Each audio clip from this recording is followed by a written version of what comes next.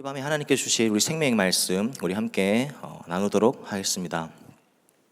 요한복음 21장 15절에서 19절까지 말씀입니다. 요한복음 21장 15절에서 19절까지 말씀 우리 한 절씩 읽고 우리 19절은 우리 다 함께 읽도록 하겠습니다. 그들이 조반 먹은 후에 예수께서 시몬 베드로에게 이르시되 요한의 아들 시몬아 내가 이 사람들보다 나를 더 사랑하느냐 하시니 이르되 주님 그러하나이다. 내가 주님을 사랑하는 줄 주님께서 아시나이다. 이르시되 내 어린 양을 먹이라 하시고 내가 나를 사랑하느냐 하시니 이르되 주님 그러하나이다. 내가 주님을 사랑하는 줄 주님께서 아시나이다. 이르시되 내 양을 치라 하시고 세 번째 이르시되 요한의 아들 시몬아 내가 나를 사랑하느냐 하시니 주께서 세 번째 내가 나를 사랑하느냐 하심으로 베드로가 근심하여 이르되 주님 모든 것을 아시오매 내가 주님을 사랑하는 줄을 주님께서 아시나이다. 예수께서 이르시되 내 양을 먹이라. 진실로 내게 이르노니 젊어서는 스스로 띠띠고 원하는 곳으로 다녔거니와 늙어서는 내 팔을 벌리니 남이 내게 띠띠우고 원하지 아니하는 곳으로 우리 함께 읽겠습니다. 이 말씀을 하시면 베드로가 어떠한 죽음으로 하나님께 영광을 돌릴 것을 가리키심이로라. 이 말씀을 하시고 베드로에게 이르시니 나를 따르라 하시니 아멘. 두려워 떨며 다락방 안에 모여있던 제자들에게 부활하신 몸을 보여주신 예수 그리스도께서는요 디베랴 바닷가에서 제자들에게 다시 나타나십니다. 디베랴 바닷가, 예루살렘 북쪽 100km 가량 떨어진 이스라엘 최대 호수로서 갈릴리 바다, 디베랴 바다라고도 불립니다. 북쪽에 있는 헐몬산에서 찬바람이 내려오고 갈릴리 바다의 따뜻한 바람이 만나 때로는 돌풍을 일으키기도 하고요, 때로는 파도도 일으키기도 합니다. 그래서 바다라고도 불립니다. 다락방에서 부활하신 예수님을 만난 베드로는 다른 제자들에게 이렇게 말합니다. 얘들아, 나는 고기를 잡으러 가겠소. 갈릴리로 갈 테야. 이 말을 들은 다른 제자들도 함께 동조합니다. 결국 그날 디베랴 바닷가에는 베드로와 도마, 나다나엘, 야고보와 요한, 또 다른 두 제자들과 함께 있었습니다. 7명의 제자들이 함께 디베랴 바닷가로 나가 고기를 잡습니다. 밤이 새도록 그물질을 합니다. 그런데 그날 이상하게도 소득이 없는 것입니다.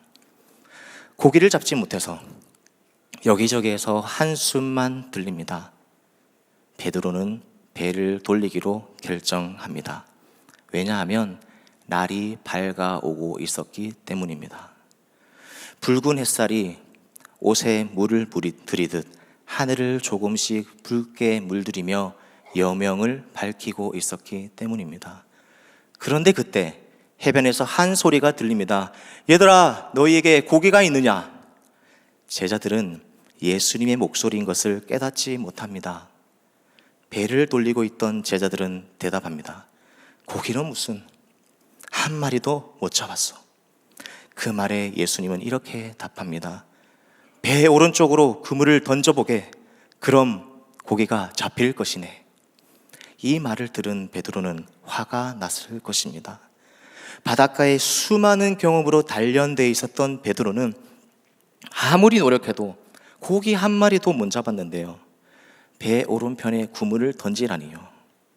믿져야 본전이라는 생각으로 그물을 내립니다.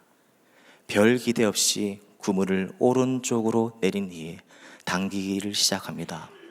그런데 웬일입니까? 그물이 심창치 않는 것입니다. 파닥파닥 소리가 들립니다. 그물이 묵직한 것이죠. 그물 안에 상품 가치가 떨어지는 옵사리온 물고기가 아니라 상품 가치가 큰 익스투스 물고기가 잡힌 것입니다.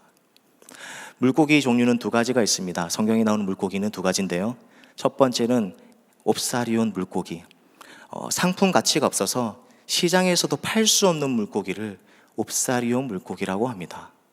오병에어 나오는 보리떡 5개와 물고기 2마리 할 때 그 보잘것없는 물고기가 바로 옵사리온 물고기입니다. 그런데 오늘 본문에서는 상품 가치가 대단한, 상품 가치가 큰 익투스 물고기가 153마리나 잡히게 된 겁니다. 여기저기에서 환호상이 들립니다. 와, 고기다. 만손으로 인해 밤새 고생한 피로가 풀립니다. 그 순간 요한은 직감했습니다. 해변가에 있는 저분은 주님이시다. 예수님을 처음 만났을 때, 부름 받았을 때가 생각났기 때문입니다. 베드로, 야고보, 요한 일행이 밤새도록 고기를 잡지 못했을 때 예수님께서는 깊은 곳으로 가서 그물을 던지라 라고 말씀하셨습니다. 그 말씀을 따랐더니 그물이 찢어질 정도로 많은 고기를 잡았던 기억이 그 순간 떠올랐기 때문입니다. 지금 요한에게는 처음 만났던 기적이 3년 뒤 동일하게 재현되고 있었던 것입니다. 저는 아시다시피 개척을 준비하고 있습니다. 그런데 이 개척은 갑작스럽게 준비된 마음이 아닙니다. 저는 유년 시절 개척교회에서 자랐습니다. 갈보리 교회라는 작은 개척교회에서 우리 가족들과 신앙생활을 했습니다. 오늘 저희 부모님도 와 계시는데요. 좀 와 계시니까 더 안 좋네요. 막 계속 쳐다보니까 눈물이 날 것 같아서 그렇습니다. 네, 갈보리 교회라는 그 작은 개척 교회에서 가족들과 신앙생활을 했습니다. 근데 그 갈보리 교회가 부흥하면서 교회 건축도 하게 되고요. 그 당시 건축위원장이 저희 아버지셨습니다. 그때 저는 어린 마음에 하나님께서 이런 마음을 주셨습니다. 나도 커서 목회자가 돼서 개척을 하고 싶다라는 마음을 그때부터 주셨습니다. 물론 신학대학교에 입학하는 순간 저는 개척의 마음을 가지고 고신대학교 신학과를 입학했습니다.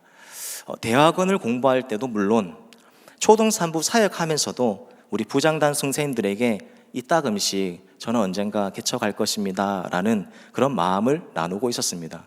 지금 저기 부장 선생님으로 계셨던 분이 계시는데 지금 고개를 끄덕이고 계십니다. 네.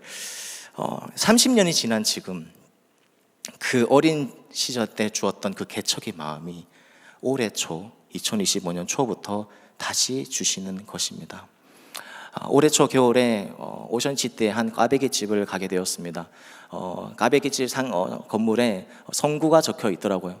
처음에는 제가 까먹고 있었습니다. 원래 이제 제가 중등부 사역할 때 그 학부모님이신 걸 까먹고 교회 다니세요 이렇게 하니까 교회 다닌다는 거예요.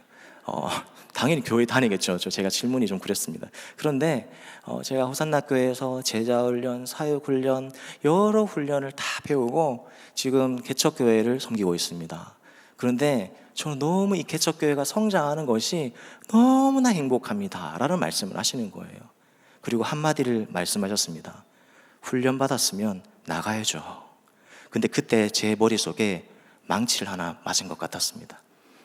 올해가 제가 7년째 사역하고 있는 해인데요. 그 제 마음속에 개척의 마음이 어디 구석에 있었는데, 그래 내가 지금 뭐하고 있는가? 내가 호산나 교회에서 정말 귀하게 사역을 잘 감당하며 좀 귀한 기회를 받아서 하나님 은혜 가운데 정말 사랑하는 제자들과 함께 사역을 하고 저의 사역적인 정말 경험들 많이 배우고 이렇게 성장하고 있는데 나는 너무 지금 정체되어 있구나라는 생각을 가지게 되었습니다. 그때 그 말소리가 저에게 주시는 하나님의 메시지로 들렸던 것입니다. 그래서 그 겨울부터 개척의 마음을 가지고 개척을 언젠간 해야 되겠다라는 생각을 가지게 되었습니다. 마치 오늘 본문의 요한은 예수님을 처음 만난 그때 그 기적의 역사가 오늘 본문 사건을 통해서 뚜렷이 다시 기억나기 시작했던 것입니다. 요한은 베드로에게 이렇게 외칩니다. 예수님이시다. 베드로는 그 소리를 듣자마자 몸이 반응합니다. 겉옷을 입고 바다로 뛰어들어갑니다. 사랑하는 그 주님께 곧장 반응했던 베드로.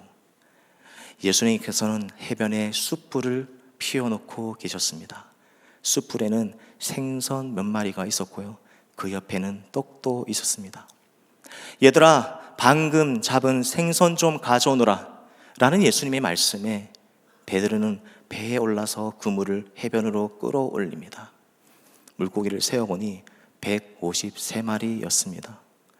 물고기를 많이 잡은 것도 기적이지만 많은 물고기를 잡았음에도 불구하고 그물이 끊어지지 않은 것 또한 기적이었던 것입니다. 그렇게 놀라고 있던 제자들에게 예수님은 대답하십니다. 나와 함께 아침을 먹자구나. 모든 제자들은 그 목소리의 주인이 예수님이라는 사실을 알아차리게 되었습니다. 새벽 공기가 차가웠을 것입니다. 기온뿐만 아니라 분위기도 찹찹했을 것입니다.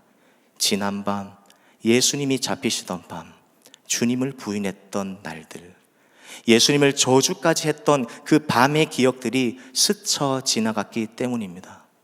제자들은 그 기억 때문에 몸둘 바를 모르지만 예수님께서는 제자들에게 떡과 생선을 나눠주십니다.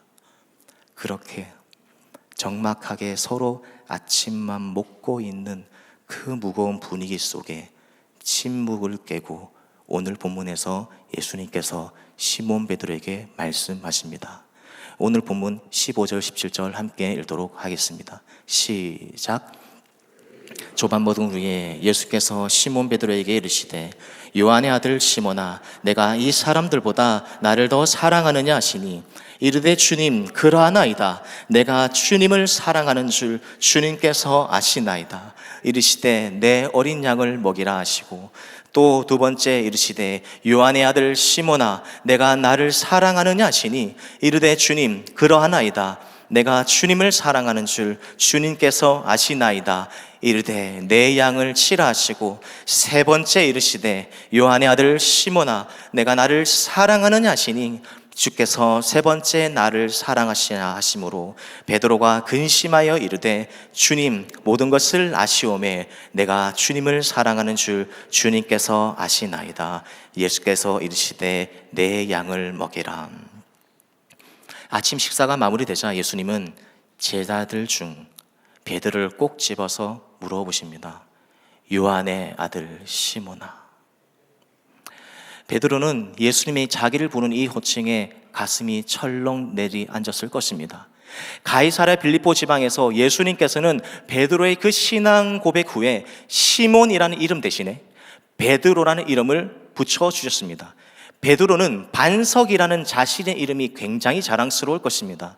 반석같이 어떤 일이 있어도 굳건하게 예수님을 따르겠다고 호언장담했을 것입니다. 그런데 가야바 뜰에서 베드로는 예수님을 3번이나 부인하면서 자랑스러웠던 이 베드로란 이름은 산산조각 나버렸습니다. 반석은 물론 작은 돌멩이조차도 안 되는 모습을 보였습니다. 그런데 오늘 예수님께서는 이런 베드로에게 베드로가 아닌 시몬아라고 말씀하십니다. 시몬이라는 이름을, 왜 그 이름을 불러주신지 그 이유도 알려주시기 전에 예수님은 베드로에게 다시 말씀하십니다. 내가 나를 사랑하느냐? 그러자 베드로는 대답합니다. 주님, 그러하나이다. 내가 주님을 사랑하는 줄 주님께서 아시나이다. 16절에 다시 예수님은 두 번째 동일하게 물어보십니다. 내가 나를 사랑하느냐? 베드로는 또 대답합니다. 내가 주님을 사랑하는 줄 주님께서 아십니다.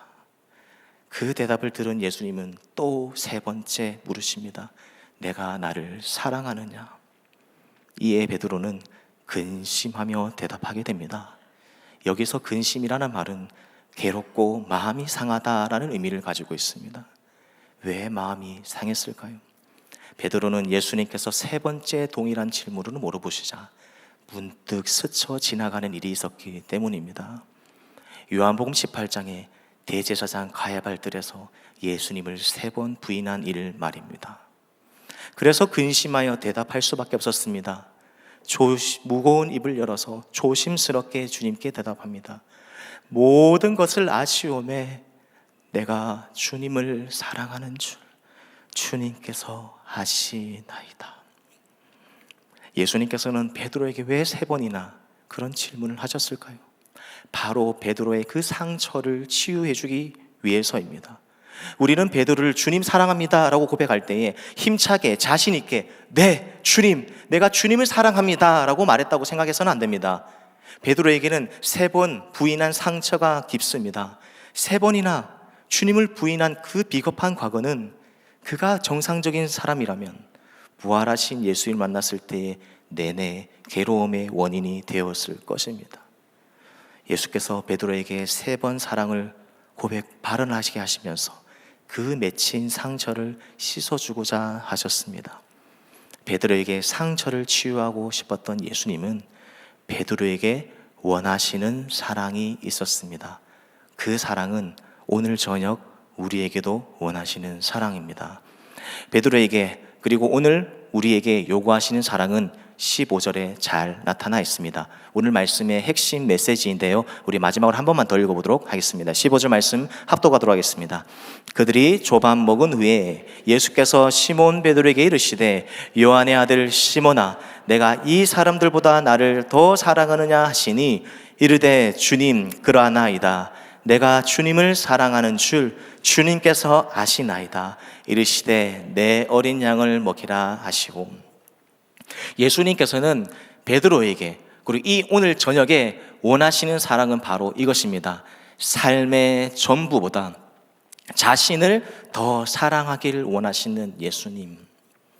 예수님께서는 시몬 베드로에게 이렇게 이야기하겠습니다. 요한의 아들 시몬아, 내가 이 사람들보다 나를 더 사랑하느냐라고 물으십니다. 여기서 이 사람들보다라고 해당하는 원어가 헬라어로 투톤입니다. 투톤. 근데 이 투톤은요, 이 사람들보다 그리고 이것들보다 둘 다 해석이 가능합니다. 헬라어에서 이 투톤은 남성 복수 소유격, 중성 복수 소유격이 같기 때문입니다. 쉽게 말해서 이 투톤 이 단어가 남성 복수 소유격으로 쓰인다면 이 사람들보다 라고 해석이 되고요, 중성 복수 소유격으로 쓰인다면 이것들보다 라고 해석이 됩니다. 우리 밑에 간주 성경을 갖고 있는 성도님들 계시면 밑에 보시면 이것들보다 라고도 적혀 있는 것을 보실 수가 있을 것입니다. 이 사람들보다와 이것들보다는 같은 언어이기 때문에 같이 해석할 수가 있습니다. 그럼 오늘 이 저녁에는 이것들보다 나를 더 사랑하느냐라고 본다면 그럼 이것들보다라고 해당되는 것은 무엇일까요? 바로 8절에 나와 있는 작은 배와 그물이 해당됩니다.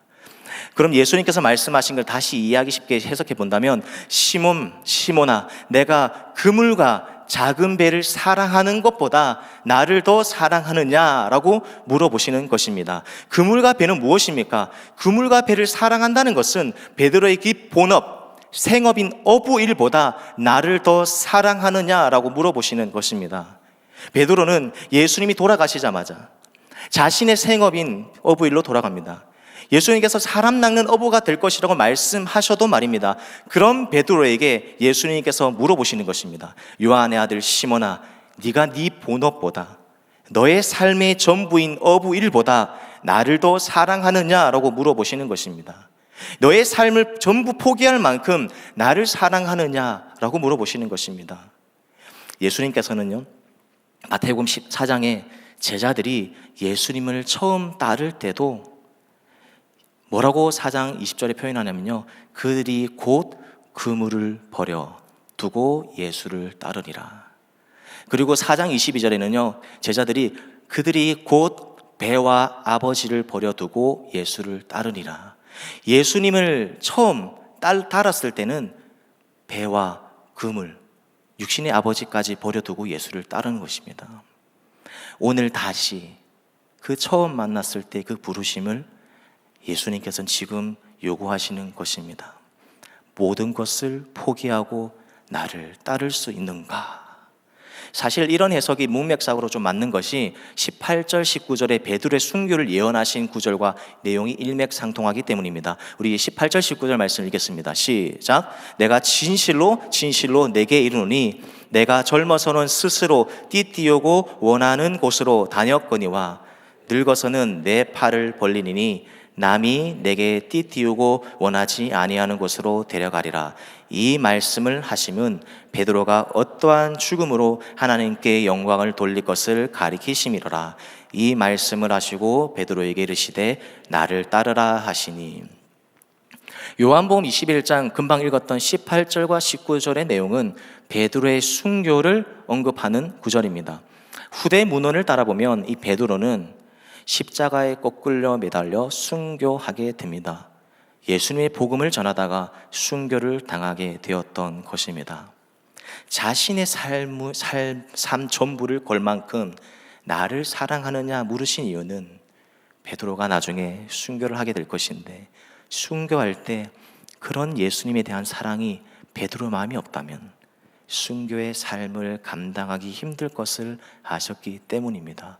그렇기 때문에 그냥 상대적으로 이 사람들보다 나를 사랑하느냐라는 말보다, 그러면 상대적으로 이 사람들보다 사랑하는 마음이면 이 사람들이 없으면 사랑하고 말고의 문제가 되지 않습니까? 그런 것이 아니라 내가 이 너의 삶의 모든 것보다 나를 더 사랑하느냐라고 오늘 물어보시는 것입니다. 개척을 결정하는 것 사실은 쉽지가 않았습니다. 제가 37살인데요. 다른 교회의 부사역자 사역도 생각할 수 있었습니다. 그런 콜링도 있었고요. 그런데 이 길을 선택한 이유는 다른 어떠한 상황 때문에, 어떠한 환경 때문에도 아닙니다. 모든 것을 합력하여 선을 이루신다는 것을 믿는다면 우리에게 처한 모든 것을 사용하셔서 하나님이 원하시는 나라를 위해서 쓰임받게 되는 줄 믿습니다. 네, 감사합니다. 네, 근데 생각보다 너무 감회를 크게 주셔가지고 약간 당황했습니다. 네, 감사합니다. 올해 초 하나님께서 가장 많이 주시는 마음은 이것이었습니다. 안정적인 삶보다 네가 나를 더 사랑하느냐, 보장되어 있지 않은 곳에 갈지라도 나를 더 사랑하겠느냐라는 메시지가 계속 저에게 들려왔습니다. 올해 초부터 계속 저는 창세기 12장 아브라함이 하나님의 말씀에 순종했던 그 본문과 오늘 요한복음 21장의 이 본문이 계속 잘 때, 일어날 때 저에게 생각나는 구절이었습니다. 그래서 오늘 본문을 선택할 때 창세기 12장 정말 그 말씀을 나눌 것인지 요한복음 21장 이야기를 나눌 것인지 굉장히 많은 고민을 했습니다. 그래서 아브라함처럼 갈 바를 알지 못하지만 하나님께서 내 삶을 인도하실 것을 믿고 믿음의 한 걸음 한 걸음 내딛겠습니다 라는 마음으로 개척을 결정하게 된 것입니다. 사랑하는 호산나 성도 여러분, 우리의 삶의 모든 것보다 하나님을 사랑하십니까? 아니면 삶의 모든 것을 위해 하나님을 사랑하십니까? 하나님을 만났던 그 뜨거운 때를 기억하십니까? 그때 우리 하나님이 향한 그 사랑은 모든 것을 다 할 수 있을 만큼의 사랑이었습니다. 모든 것을 다 내려놓을 수 있을 정도의 사랑이었습니다. 내가 가진 것보다, 나의 삶보다 하나님을 더 사랑했습니다. 그래서 교회를 더 사랑했고, 교회밖에 몰랐고, 교회에서 하나님의 사역 감당하는 것은 늘 나의 기쁨이었습니다. 그리고 헌신 또한, 희생 또한 기쁘게 감당합니다. 내 자신이 없습니다. 겸손해집니다. 내가 나타나는 것이 아닙니다. 내 안에 그리스도께서 사시기 때문에 그분의 사랑만이 드러났을 것입니다. 내가 그리스도와 함께 십자가에 못 박혔나니 그런즉 이제는 내가 산 것이 아니요 내 안에 그리스도께서 사시는 것이라. 이제 내가 육체 가운데 사는 것은 나를 사랑하사 나를 위하여 자기 자신을 버리신 하나님의 아들을 믿는 믿음 안에서 사시는 것이라. 할렐루야. 우리는 그 뜨거웠던 하나님을 처음 만났을 그때는 내 삶 모든 것을 던져도 아깝지 않을 만큼 주님을 따랐을 것입니다. 그런데 주님의 향한 그 사랑이, 그 감격이 사라지게 되면요, 하나님을 사랑하기 때문에 사역하는 것이 아니라 나의 기득권을 유지하기 위해서, 나의 안정적인 교회 생활을 위해 사역하고 있는 내 자신을 보게 될 것입니다. 주님에 대한 사랑이 사역의 시작, 부르심의 시작이 되는 줄 믿습니다. 주님을 사랑하면요, 도전할 수 있는 것이죠. 비록 두렵지만 그분의 부르심에 순종할 수 있는 것입니다. 개척을 준비하면서 요즘 주의 교역자들에게 이런 말을 많이 전하곤 합니다. 개척하는 지금이 제일 신앙이 좋은 것 같습니다. 하나님의 일하심을 제일 많이 경험하는 것 같습니다. 이전에 그냥 하나님 만났을 땐 그 간증이 아니라 매일매일 삶이요, 지금 간증이 엄청 넘치는 삶입니다. 좀 행복해 보이지 않습니까? 감사합니다. 네, 사람을 통해서 때를 따라 돕는 은혜를 경험함으로써 하나님의 살아계심을 매일매일 느끼고 있습니다.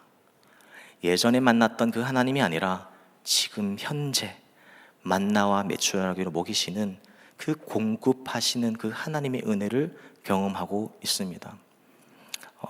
지금 저는 이제 우리 5명의 팀원과 함께 개척 맹보를 꾸려서 개척을 준비하고 있습니다.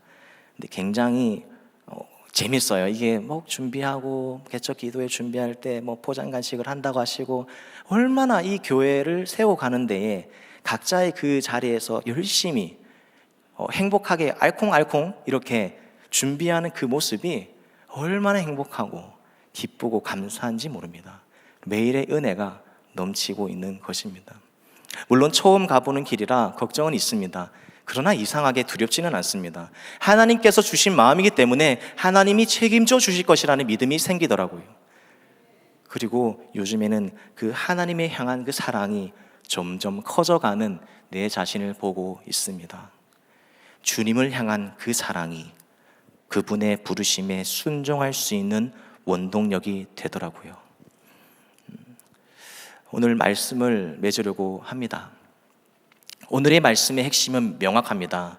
오늘 저녁 베드로에게 물으신 질문 그대로 우리에게 물어보십니다.